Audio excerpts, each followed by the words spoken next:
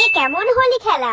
এই তো আবিরের মধ্যে লাল সিঁদুরটা ভালো করে মিশিয়ে নিয়েছি। এবার আমি এটা আবার জানুর কাছে নিয়ে যাব, তারপরেই আমি আমার জানুর পরিণীতা হয়ে যাব।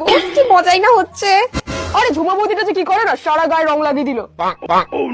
ওই কান্তি, কি রে, কোথায় যাচ্ছিস তুই? বাবা আমি তো পড়তে যাচ্ছিলাম, পড়তে। আজকে তো হোলি, আজকে আবার কিসের পড়া রে?